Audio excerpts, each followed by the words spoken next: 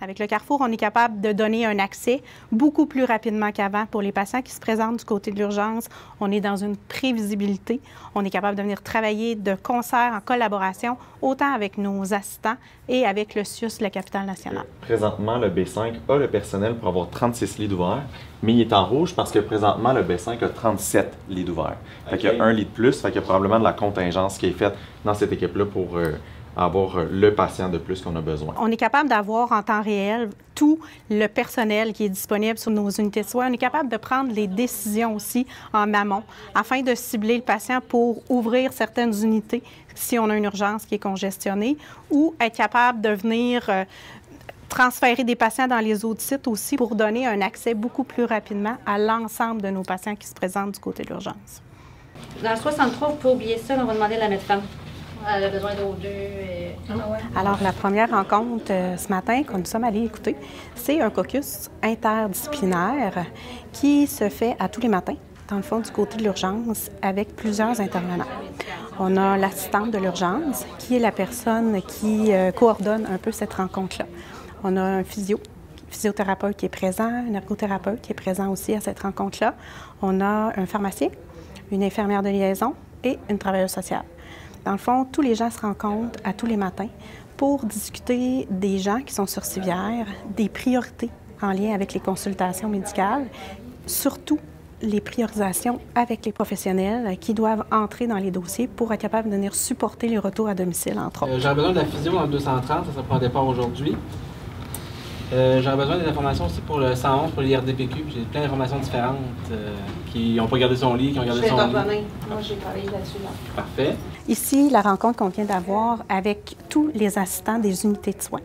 Cette rencontre-là a lieu aussi à tous les matins avec des intervenants différents cette fois-ci. On a vraiment les assistants de toutes les unités de soins qui sont présents. On a une personne de l'hygiène et salubrité pour venir prioriser les chambres qui vont être libérées pour être capable de monter rapidement nos patients de l'urgence. Ensuite, on a les gens de la prévention des infections aussi qui sont présents avec nous pour venir nous mentionner s'il y a des éléments qui doivent être en vigilance sur nos unités de soins en lien avec les transferts ou en lien avec certaines infections. On a également des gens, des coordos professionnels qu'on appelle, pour là aussi être capable de venir voir dans la globalité du site. Est-ce qu'on a des priorités en lien justement avec certains professionnels pour des retours à domicile ou une priorisation d'examens, là aussi pour être capable de venir prioriser des examens pour des patients dans l'épisode de soins, pendant l'hospitalisation. Présentement, on est en attente d'examen, puis on a vraiment besoin de ces examens-là pour être capable de continuer dans le parcours d'hospitaliser. Okay. Fait que c'est plutôt à ce niveau-là, le matin, qu'on va venir faire nos rencontres afin de prioriser nos examens et nos professionnels. Oui, si demain la plaie ne coule pas, ça va départ jeudi. Présentement, on vient d'assister à un caucus sur une unité de soins. Caucus où chaque infirmière est responsable de la gestion de l'épisode de soins de son patient. Fait qu'on a vraiment un système où on vient prioriser et où on vient placer, dans le fond, sur notre tableau de caucus, nos dates de départ pour être capable d'aider aussi les professionnels à voir si on a un départ demain qui est déjà ciblé puis que je ne suis pas encore entrée dans le dossier, bien, c'est prioritaire que je vais voir ce patient-là aujourd'hui. Fait que quand le professionnel est en attente de rentrer dans le dossier, on y va vraiment avec des pastilles de couleur.